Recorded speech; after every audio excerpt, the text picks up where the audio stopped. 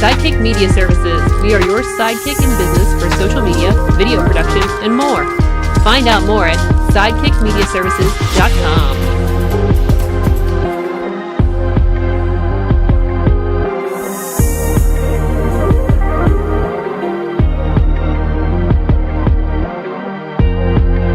I'm your pal in the mainstream media. And I'm your Riz. And you know, Riz, it takes years of strenuous, dedicated training before you're worthy to step inside a professional wrestling ring.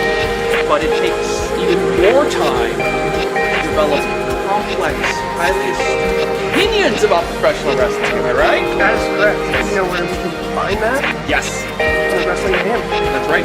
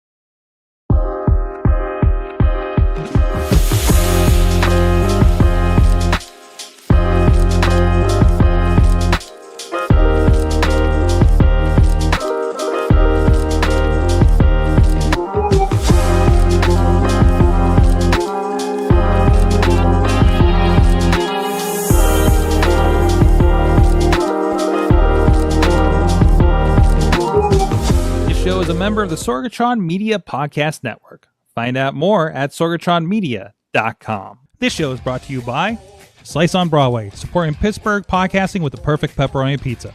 Production services by Sidekick Media Services. And listeners like you, supporting us at patreon.com/awesomecast.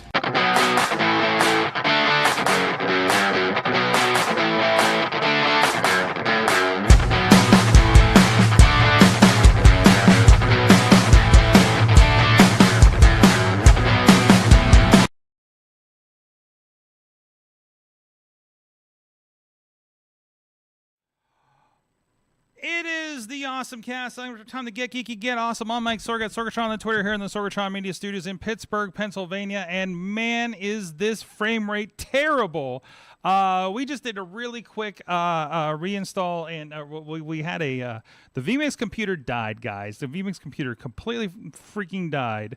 And we actually had the rack computer. We had to do a really quick kind of a swapperoo here, and here we are. But I do have with me, first of all, gadget guru of Big Bank International, Esquire, is John Chilla with us. How's it going? Hey, well, yeah, nothing is a great frame rate for one thing. So I think we're going to be reposting this later.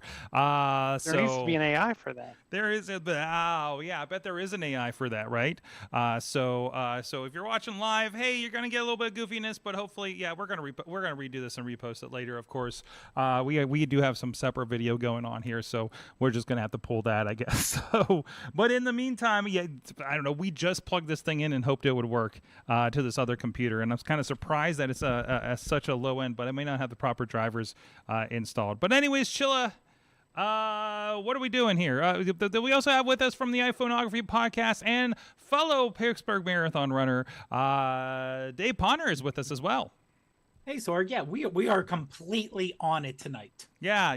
Why? This is smooth. We if you're live, just think you're looking at a Rankin Bass animatronics, something like that. I mean, it looks like just looks like everybody's on a Zoom call, right? Like, you know, with this low frame rate kind of situation. I mean, it's looking fine going to the backup feed, so I don't know what to do otherwise. None of my backups are working, and and man, why is this hitting the GPU so hard? Holy crap. But anyways, that is definitely not great. Those are not great numbers happening over there, but they're still not 100%, so we should be actually fine.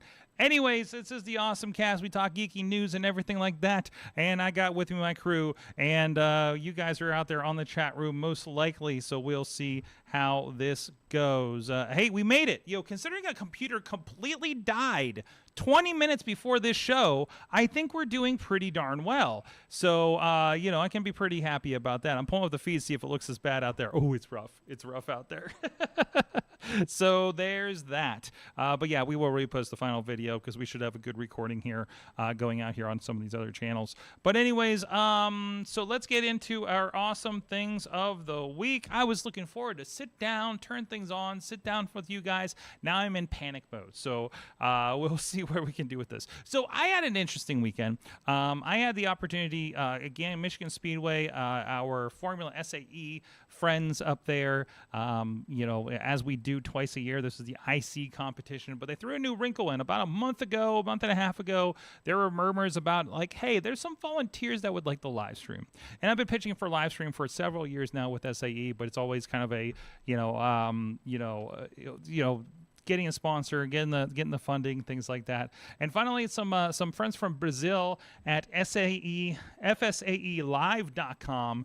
They actually had live streamed their event down in Brazil, Formula SAE Brazil. So they kind of had the stack for this. And these are all students that are also part of the Formula team previously and everything like that, and are a part of this, are up here with the team. I think recent graduates are in internships or something like that. Gustavo and Roger, two brothers that were helping me out directly here, but they were here with their team, Team Mao, I think it was. I'm not good with this. There's a lot of words that I learned and mispronounced terribly over the week as I worked with these guys. But anyways, I kind of served as a little bit of a liaison for them, getting the equipment here on stateside and everything like that they would need.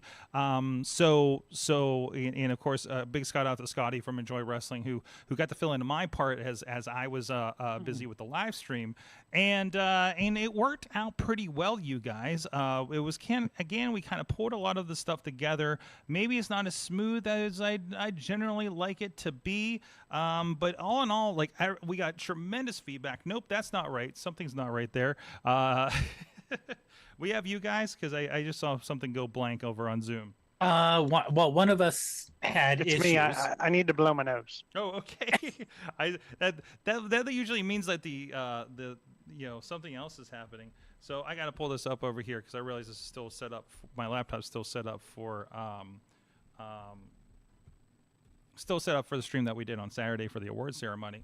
But anyways, no, we covered first the Dynamic Day, which is 3 events: acceleration, skid pad, and autocross. And I finally said it right. I was saying the wrong thing for much of the weekend, which are 3 events that are on at least 2 sides of the Michigan Speedway.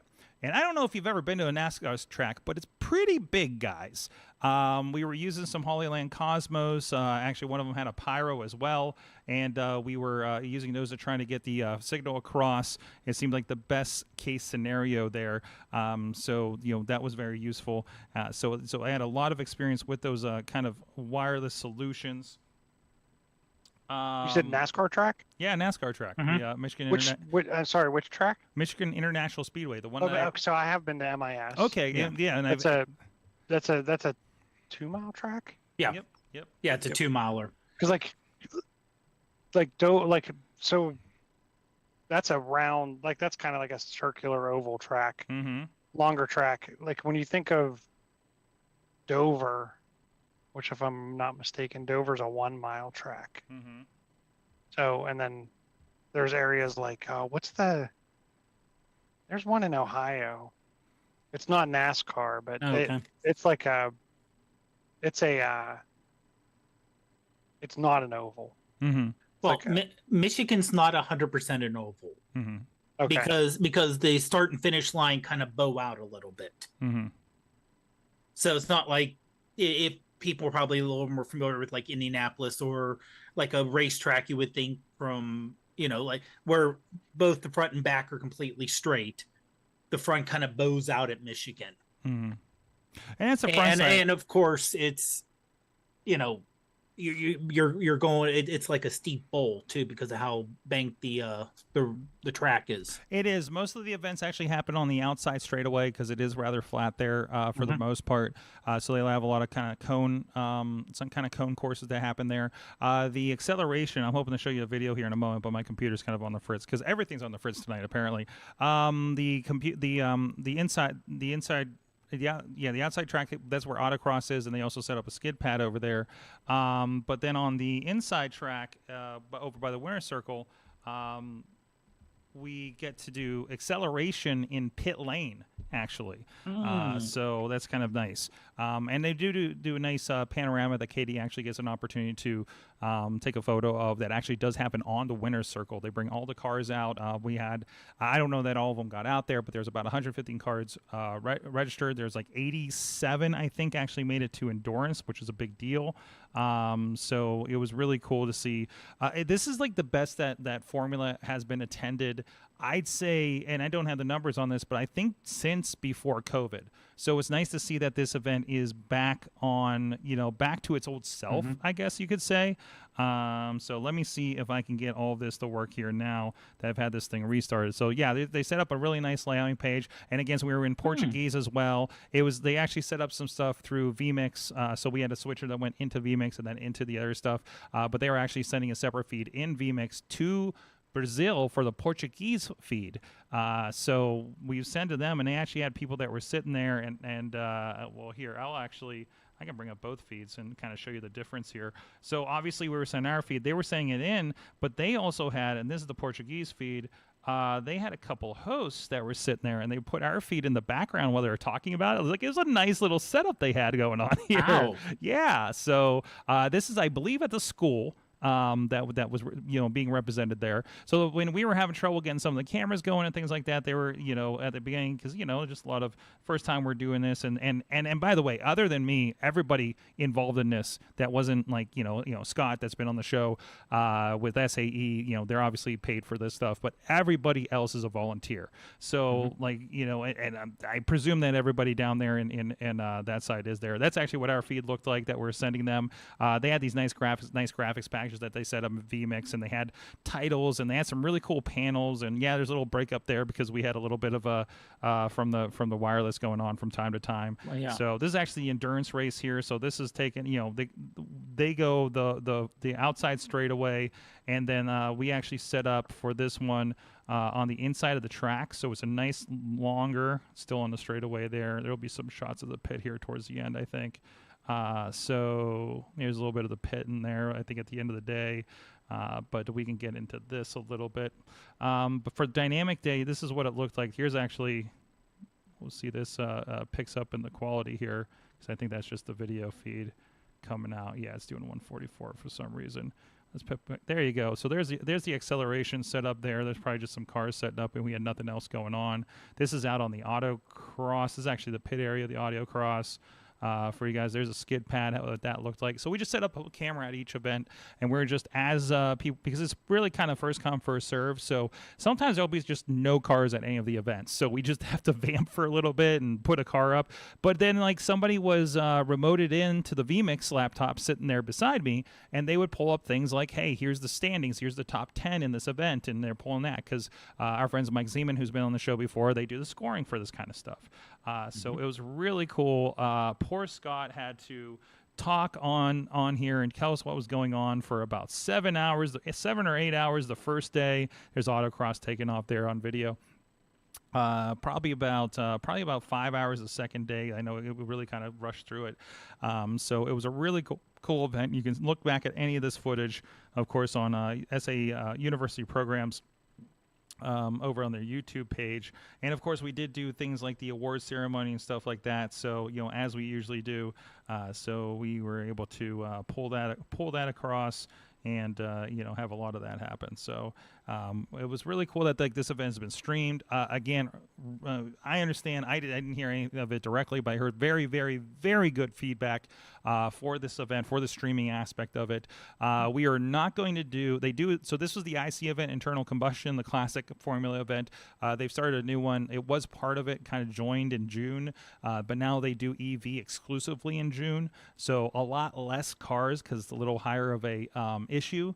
I remember talking to somebody at the EV workshop at Tesla last year, and they're like, yeah, my school is going to take about 2 years to get to this point that we're able to actually put a car together that will run. So, but that's going to be a lot of fun. I'll probably just be doing my usual highlight reel shooting and everything like that with Katie on photography and just event coverage. But I'm really hoping that this becomes something that we can do kind of full-fledged, fully staffed. It was great that we had the volunteers, and a lot of them really kicked ass on camera. I was really happy with what we had with a lot of it. They were following the cars tremendously. But it'd be great to have at least the production tent be fully staffed, because it was me glued to a switcher in the cold. And teaching somebody to switch for like 2 minutes for me to go to the bathroom, and then something goes terribly wrong by the time I get back to the tent. That kind of stuff going on, those kinds of nightmares. But considering it was like a mostly volunteer situation, it was really cool to kind of be a part of that and see the feedback and everything like that. Like everybody was very, very, very happy with this for the most part. So we pulled off some crazy stuff with not a lot of resources. So I'm really I think I can say that I'm proud of what we pulled off here with the guys here. So, and it was awesome hanging with the guys from Brazil too. They actually got, what did they get? They got first place in design, and they got they're at least top 5 overall, I feel.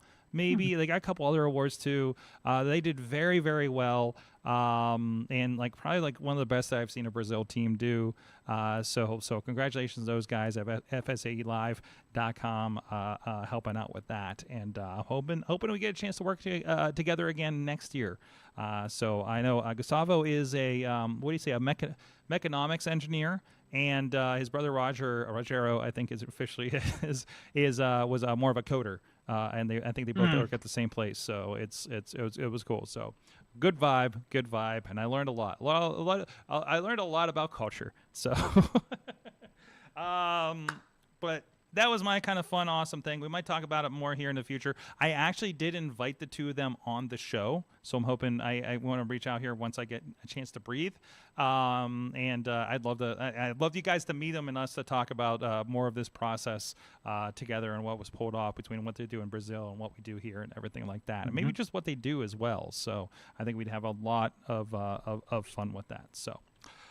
Go ahead. Before we move on, I just want to add a couple things, background for the Formula series. Is that and disclaimer: Podnar does work with SAE and does support for events like this. And actually, my office is literally across. I can actually see people who are part of the Collegiate Design Series. Staff from my desk, so we are very close together. But the students themselves. No one pay, and when you hear that there are teams from Europe, Brazil, I don't know any Indian teams, but I think there are. But I know for Baja, there are definitely. There's China for Baja, things like that. Yeah, but they have to design the vehicle. They have to build the vehicle.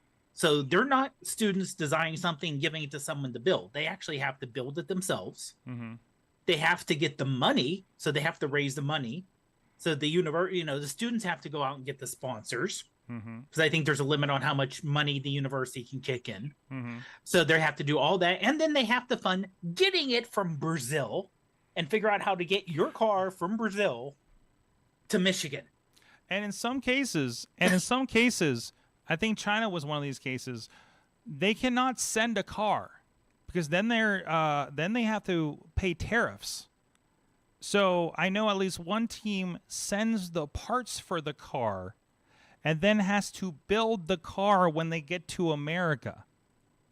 So you're not bringing a complete car. No. You're bringing the idea of a car with you. And hopefully, and so much of it's welded and put together. I don't even know they could put the car together, test it locally, tear it apart, but then you would have to put it together, and then you have to test it again to make sure that putting it back together or putting it there in the first place, nothing breaks. Yeah, it's incredible, and that they're able to pull it off. No wonder they hire so much out of this program, right? Oh yeah. So no, I think it's really tremendous. And the people who are doing the judges, they're volunteer. A lot of them a lot of them who work at the automotive companies were in Formula when they were in school. And the live stream's wonderful because so many times we had people ask, my kids at Formula, can I, how can I see, how, are you allowed spectators? And the answer is yes, it's a free event. I'm not sure how much you're going to see though. And actually, they've been really good. Formula is pretty good for sightlines. At least at the Speedway, it was okay as well in Nebraska, but also it was out in Nebraska. And a lot of the times, Baja, it depends on the place. Sometimes it goes off into the woods, and you have no idea. But some places like where RIT does at Hogback Hill. I think you can see most of it because it's an MX track in Oregon. I think California you can see most of the track as well. But there are definitely dead spots that you're never. They're going to go over the hill and there's a bunch of obstacles and you have no idea if you're a spectator. Right. Well, not only that, but if you're a parent and you want to see, and let's say you're not local to Michigan, that's time off of work, travel budget. Figuring out where to stay, and if you've been to Michigan International Speedway, there's nowhere to stay within 20 miles of the Speedway. No, there's like a couple of hotels like right up the street, and that's it. They don't stay there. Don't stay there. And don't stay there. Yeah, they're not great. I think I stayed at one of them once, and it was like, I don't know about this. Yeah. Adrian was where we were, is about 25 minutes away. Most stay in Jackson, that's 45 minutes away. So it's like it's weirdly in the middle of everything. There's no infrastructure because I don't know. Michigan Speedway does like one event a year, for the most part. So.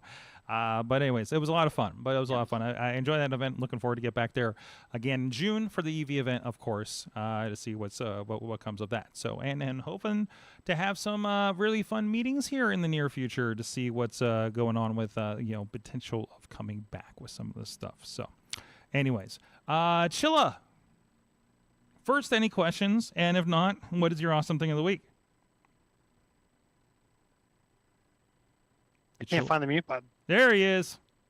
So I don't have any questions I can think of. And I also, unfortunately, I'm still digging for an awesome thing of the week. Oh, no. So I guess I'll go with this. So, and don't quote me on this because I did not get to watch in totality the Google I/O event. Okay. But the thing that caught my interest is one of the things that was announced out of that was Project Astra. Mm-hmm. Which is an early version of their universal assistant, and it's powered by their AI, DeepMind. The cool thing was they showed where, and they claim that it was in a single shot, but that there was no they didn't do a bunch of different shoots and clip video together.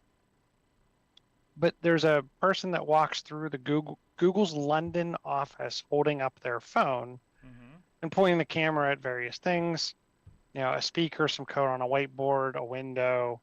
And as they're walking around the environment, they're having a conversation with the app. The interesting thing that's part of this is, I think it's partially right there where you just shot or are shooting past the video. The AI tells the person where she left her glasses before the person even bringing up that they can't find their glasses. It just happened to see glasses in the shot as you're moving your phone around in camera mode.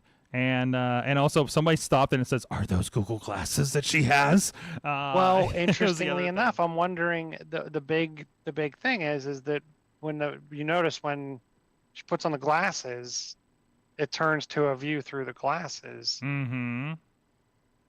Excuse me, and the glasses have an onboard camera system, so I'm sure. Obviously, Google Glass, they've learned a lot throughout the years with that platform. Even when they kind of continued it for the consumer, it stayed as a enterprise option platform. And so there's the glasses thing, of course, but I think the cool thing about this is it's stuff like, here, look at this code. Tell me what's wrong with it. Or what does this code do? Here's a picture of this tiger and the dog. What's a band name for the two of these together, right? Like, it's very contextual, right? It's identifying objects, and this goes into, we can just roll into the Google I/O talk. Like, I watched probably the first quarter, third, probably not half of it. And, one of the things that really impressed me was, this kind of thing, which is Project Astra, but also what they're going to be rolling into photos. Like, the big example they have is what is my license plate number? You probably took a picture of your license plate when you're like plugging it into like the Park It app or something like that, right? Oh man, I need it again. Oh no, when did I take a picture of that? And right now you could actually put license plates and it would show every license plate, but it would actually kind of figure out and infer, oh, this is your car. I see you with this car a lot, or something like that. So kind of an expansion on what we already have, where it says, show me dogs, show me cats. I will use often with both Google and Apple Photos computer monitor to try to find like a production setup. So, because a lot of times I'll take pictures of setups that I'm, as I'm trying to teach people how to set things up for shows, and be like, okay, here, and I need to find it. I was like, okay, this is show me a computer equipment from June in Chicago or something like that, to see how we set something up again. But that expansion in that context is like incredible. I've even done that with like the Photos app on iPhone. Like, hey, show me photos from this location during this time that include Christopher. Or something along those lines. So that works pretty well, even like in today's world. I view this, like, to your point, the contextualness of it, the, hey, look at this code, tell me what's wrong with it, or tell me what it's going to do. That to me is kind of big. And while I haven't gotten to personally use like Meta's Ray-Ban smart glasses, but I have a feeling this is like next gen Google Glass / competitor to Meta's Ray-Ban smart glasses, because those have a camera built into them and they have Alexa built into them. And now I'm going to price that. You said the A word. You said the A word. Oh no. Said the A word. I'm sorry, everybody, folks at home. Oh no. No, absolutely. No, I think that works. Yeah, you're right. It's just this leans into all that kind of stuff. They're updating the AI that's going to be on your Google search. They talk about some expansions with Notebook LM. They're talking about tokens a lot. I imagine this is a development word about like how many like access to the AI or something that you could do. So one guy was just like, I just keep putting all these research documents in Notebook LM, and Notebook LM is going to get new updates here as well. Some of these are rolling out right now, if not this week. So there's a lot of cool things there. They had one where, by the way, The Verge feels like they got called out, because they said, we know somebody's going to count how many times we say AI in this presentation. And the answer is 121, by the way, if you're curious about that. Remember the 5G Apple keynote the one year where they counted all of it, or did a supercut of all of it? Verge did it again. Well, Apple is known for going on one word. Incredible, fantastic. Drive it home. And then you say, yes, this is fantastic. No, and they tend to do it. So it makes sense. Now, the one thing that I don't want to say an issue with, that kind of makes me wonder a bit, is AI and the search results and how they're showing that. Where you ask a question and it gives you the answer right on the search results page on top. depending on how long your answer is, you have to scroll a far amount before you actually get to it's kind of taken over. Yeah. So, I mean, this is almost, if you remember, and this is a few years ago before, but Wolfram Alpha, where they said, we're not a search engine, we're an answer engine. And the idea, it wasn't a matter of AI at the time, because we're talking 15 plus years ago, but you would ask a question and it would look for the answer. And it would just give you the answer. It wouldn't give you the website. It wouldn't give you links. It would just say, here's your answer. So with the new one, how far down are we getting? And we all know the one thing AI is really bad at are details and facts. And how many people are going to read the AI summary and just run with it?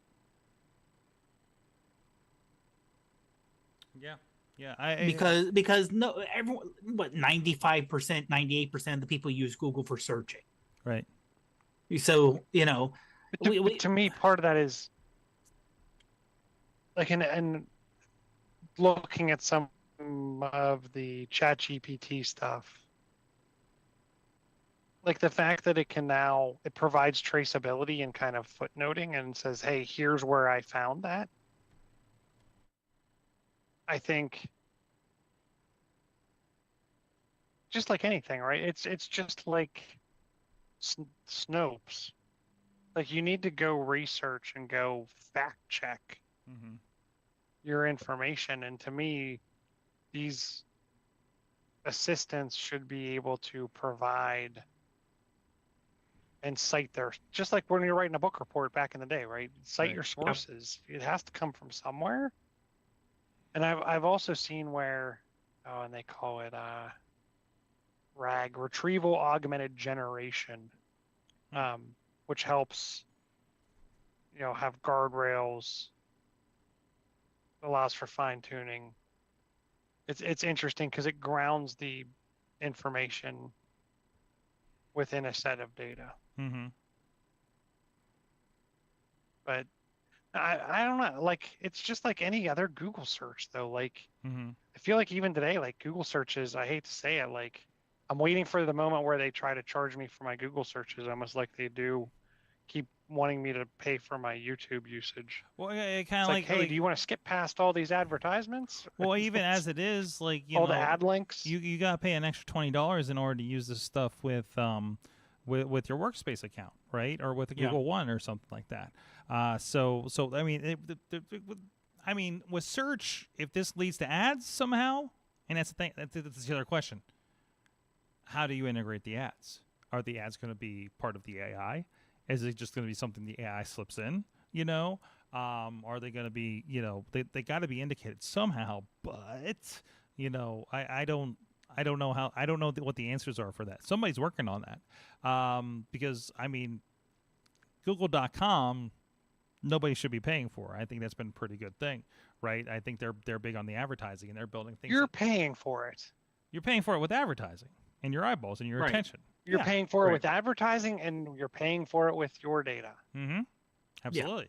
Yeah. Absolutely. Well, and kind of related, if you're a company putting out information and you're getting a good amount of your money from advertisements on your page, but your page is never shown on a Google search, or you're below all the Google curated AI stuff, then what's the point? Yeah, that was a thing that was pointed out. That was a thing that was pointed out on this week Daily Tech News show. So I was checking out what their coverage was of this to see if there's anything I missed, and they said, "Hey, you know what? They didn't mention much today. What this does for websites." Because now you do have a little bit of a market capture situation. Because like, yeah, you go to Google and it sends it to other websites, so that's not so bad, right?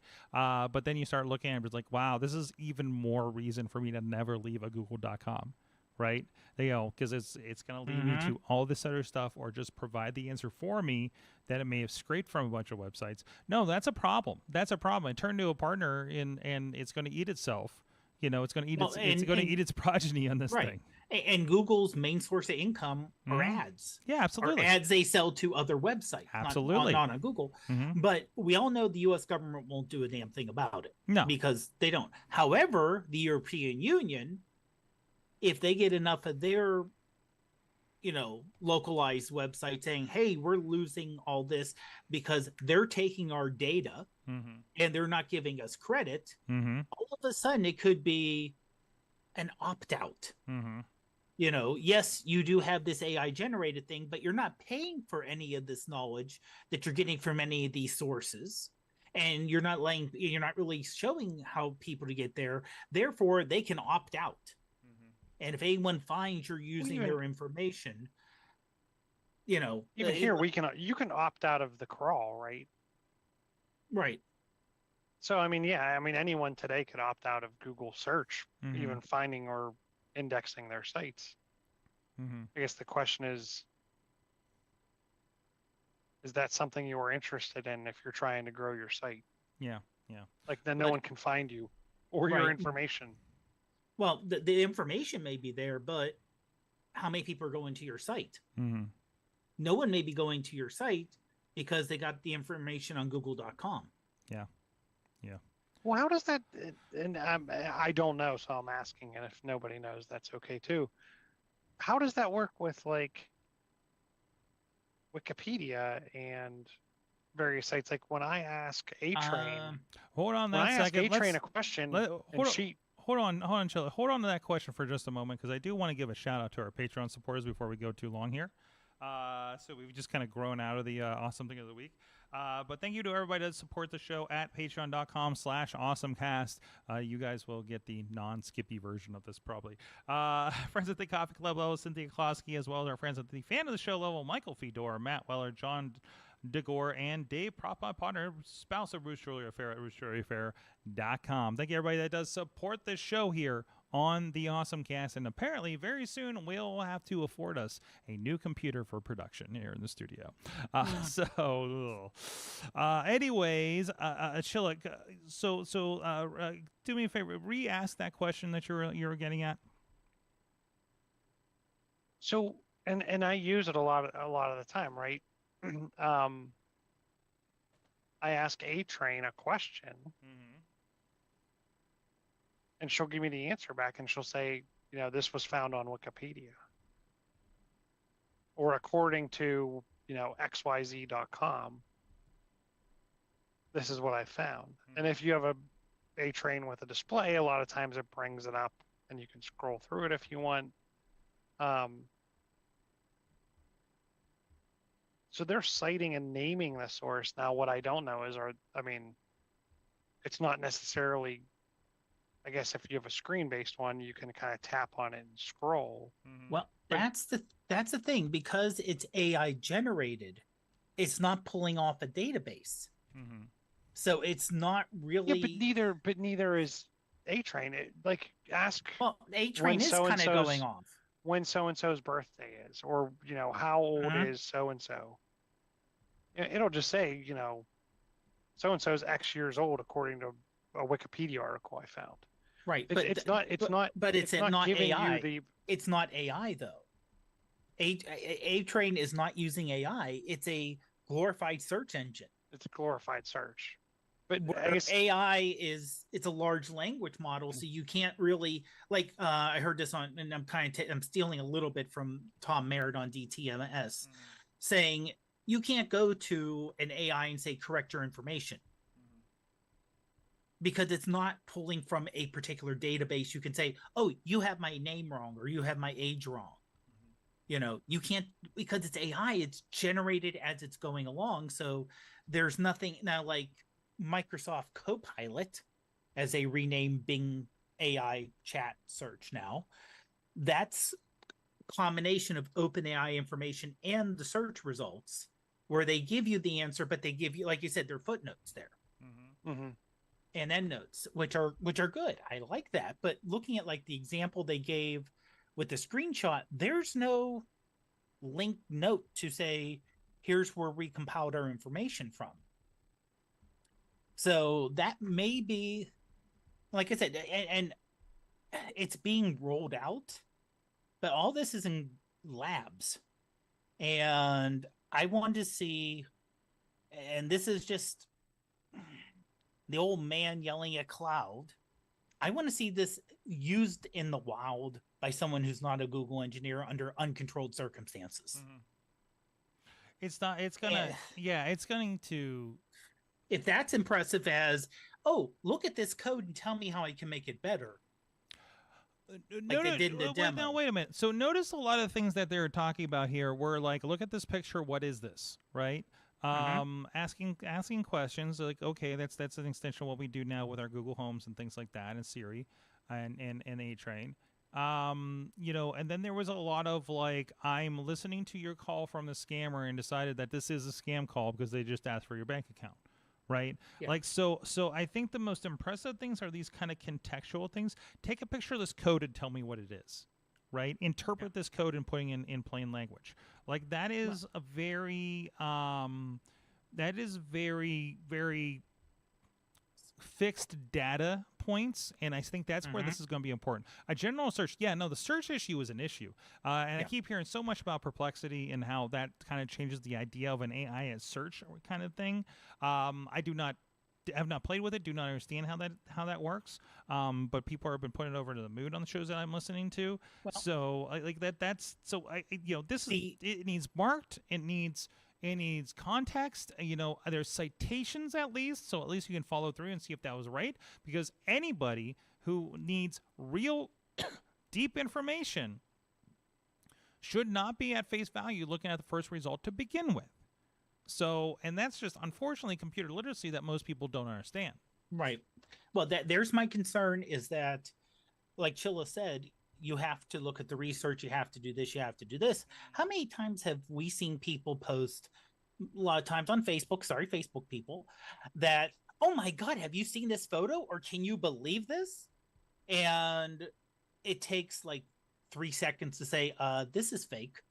But the people don't take the 3 seconds. What happens when it goes to your Google search on top, where you don't see the links because they're so far down? But the other problem is with the phone calls. You get a phone call. When is that listening in kicking in? And is the person calling in getting, and I didn't see any details on this. Are they being notified? The notation on this on the presentation was that it is being generated on device. This is an Android feature only. But it's still you're still getting recorded. You're getting listened to by your device that is already going through. It's just being processed on device. This is no different than how all the privacy features that we tout with Apple devices are all on device and not hitting their server. No. Right. No. I'm not saying about hitting the server. I'm saying it's still doing some form of recording. Is it? Is listening recording? Is listening recording? Yes. Well, yeah, but even on the device, it still needs on the device, and even when you look at Microsoft's fine print and even Apple's fine print, the dictation, if it can be, is sent back to Apple for processing, and there's a tokenization process where I'm going to go find it, but Apple dictation is actually can be done on device, but is often shipped back, and the data is anonymized and stored, and I can't remember what it is. Don't quote me on it. It's stored no more than 60 days. Yeah, but not only that, just to process on incoming audio, you do have to store it, even just for a brief period of time, to process it. And when you're talking audio recordings over the phone, then you're talking legal. Is this because any different? They have to approve it. Whatever the answer is, they've already solved it because they've already had a computer calling restaurants to update information for listings. Well, right? Google was doing that for a long time, right? Yeah. Like even for years, like Google, you could have the Google Assistant pick up the phone call and screen it for you. Right, but that's that's you calling out. Yeah, I don't. But like everyone you call, like if you call a call center or help or whatever, this call may be recorded for quality of purposes, and that's a legal thing. So there are states where you need both. Yeah, that's what I'm saying. You need states where if you're going to record the message, both parties have to agree to it. Nope. And that's state by state. That's state by state, That's state by state. State by state, and I'm sure they'll handle that state by state. But federal law allows a recording of phone calls with the consent of at least one party. So California is probably a no consent, no extra consent state. That's why they're doing this out there. So, and if you're in a different state, they'll turn off the feature if it falls under this. So. Well, yeah, that's my thing.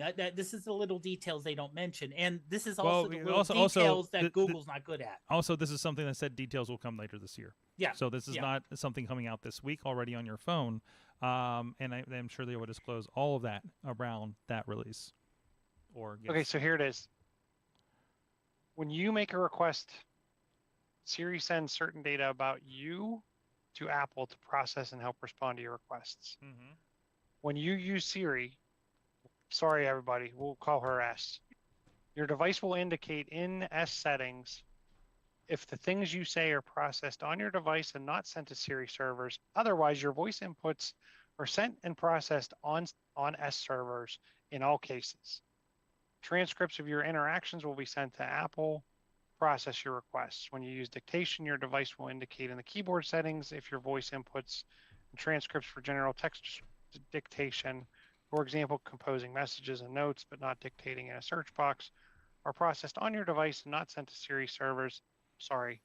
Otherwise, the things you dictate are sent and processed on the server. When you use S for dictation, your device will send other data to Apple, such as your contact names, nicknames, relationships, forms of address, if set in language and region settings, music and podcasts you enjoy, name of your family, and family sharing members, name of your accessories, homes, scenes, shared home members, the home app, Apple TV user profiles, labels for items such as people, names and photos, alarm names, names of reminder lists, names of apps installed on your device, and shortcuts you've added through S. Blah, blah, blah, blah, blah. If you have location turned on, the location of your device at the time you made the request will be sent to Apple. And to help S and dictation improve accuracy to respond to your requests, blah, blah, blah, blah, blah. I'm looking it up. Your request history is associated with a random identifier for up to 6 months. Your request history may include transcripts, audio for users who have opted in to improve Siri and dictation, S data, related data such as device specs, device configuration, performance statistics. So pretty much everything about you, what you're doing at the time, where you are, your voice, what you said, what app you were in, what you were attempting to do at the time, stored by Apple. Now, they do say it is each request has a random identifier. So from what I surmise is every time you make one of these requests, it's somehow randomized. And it's not like you can go to Apple and say, I want all of Mike Sorg's requests, because they have no way to tie them together. Yeah, everything's anonymized, but also like the onboard, a lot of the data, a lot of the privacy data is mostly what I was referring to is done on device. So I think that's what they were allowing for on this was, a lot of it is about these LLMs going on device. So you don't have to hit a server, right? That's what's coming down the line. And you actually do apps where you can download the LLM and do everything on server. There was like image generation. I don't think. I mean, this is me just playing devil's advocate. Mm-hmm. I don't think they're looking out for you when they do that. Oh, absolutely not. No. I think they're looking out for the amount of CPU and everything that they have to do. Amount of CPU, amount of CPU and the legal situation, right, is a part of it. And even the amount of CPU, they still have to make sure there's enough CPU on the phone to be able to handle this stuff, right? So yeah, but that's still have that. But that's they don't have to worry about contention. It's your device. Yep.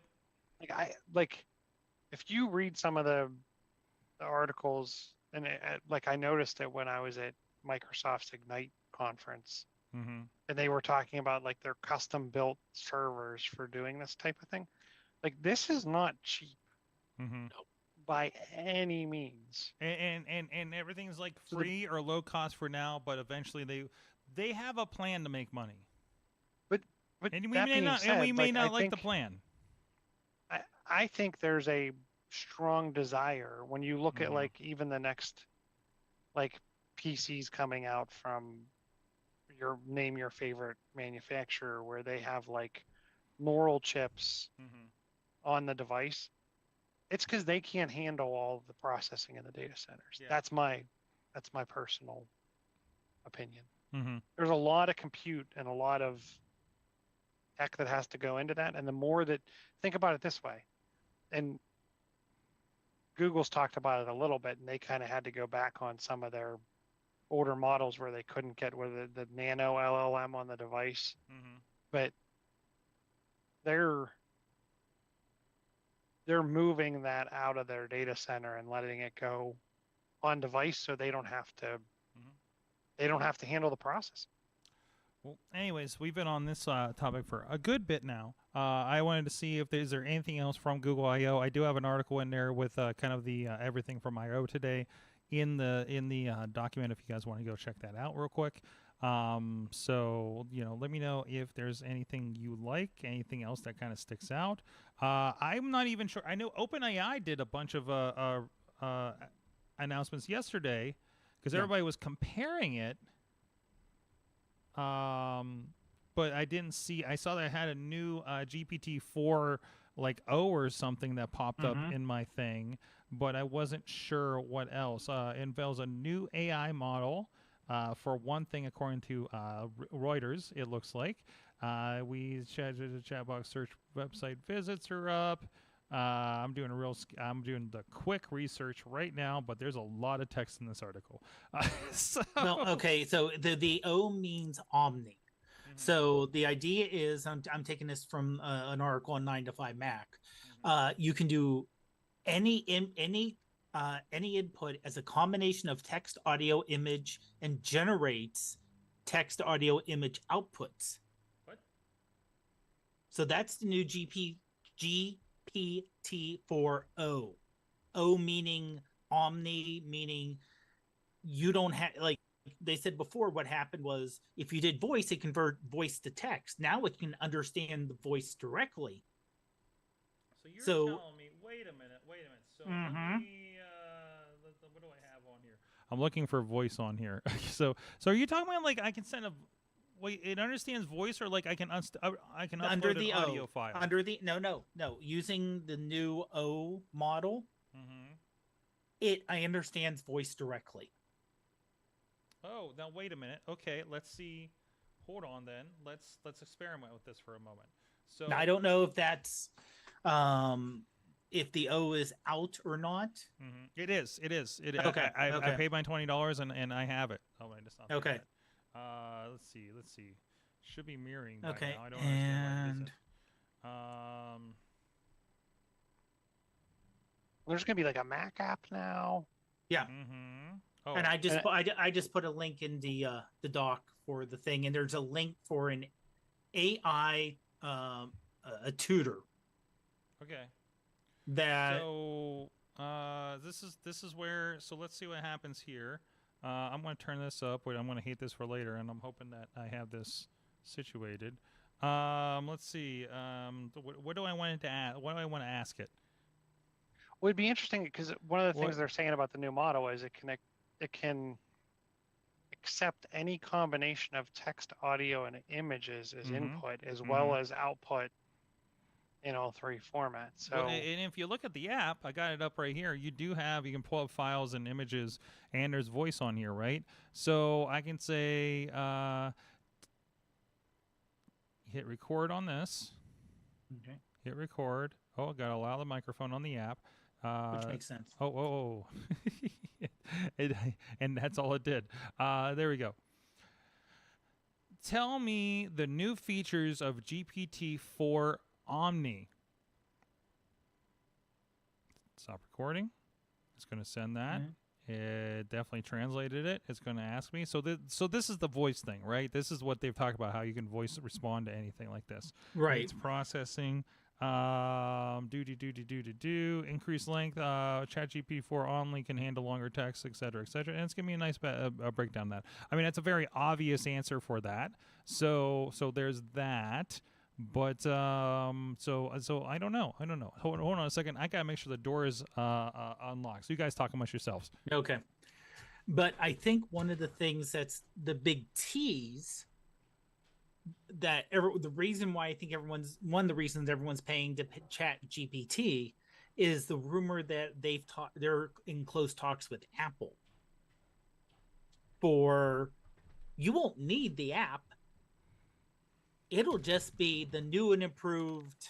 I'll steal Andy Anako Shlomo on your iPhone will just be ChatGPT. So the entire search, the entire backend, the entire show me pictures from my vacation, blah blah blah blah blah.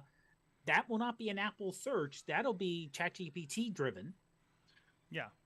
Well, do you think so if you look at Microsoft is obviously deeply rooted in the ChatGPT world, and Azure AI is kind of like their portion of that LLM. I'm wondering if they take the Copilot approach where if you are an enterprise Copilot customer with like your M365 account, the LLM is Microsoft's. Your data is your data, and they don't necessarily have access to their data. They don't retrain the LLM off of your prompts, your responses, or your data. It's a very software as a service solution. You know, your data is also key encrypted where they don't necessarily have access to read it without written consent permission.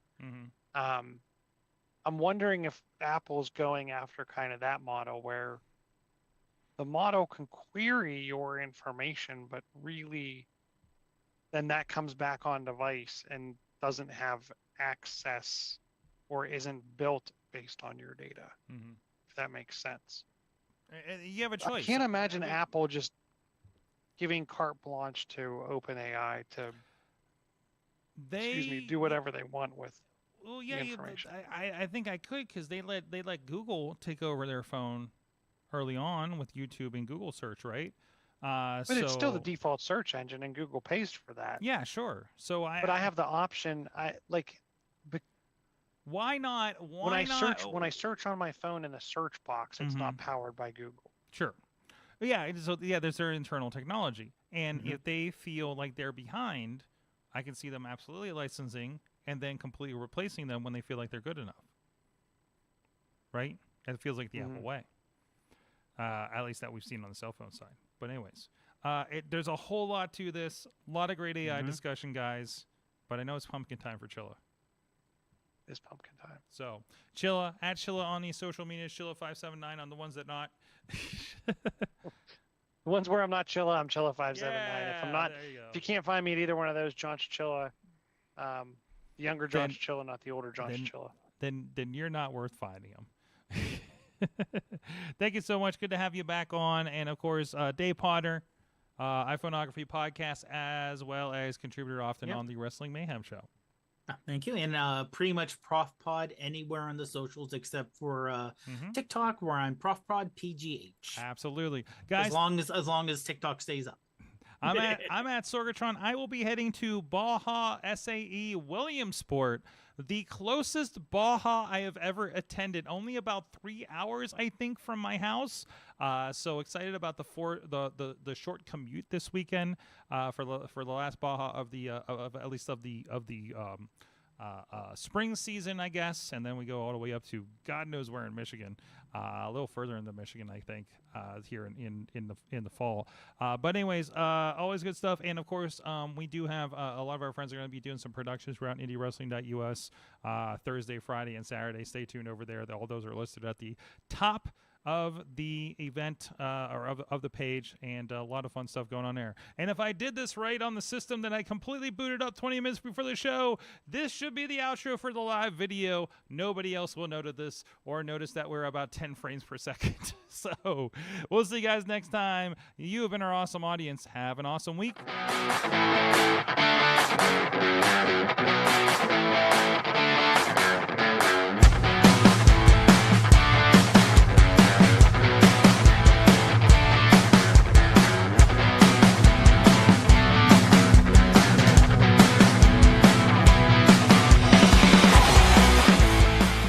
This show is a member of the Sorgatron Media Podcast Network. Find out more at Sorgatron.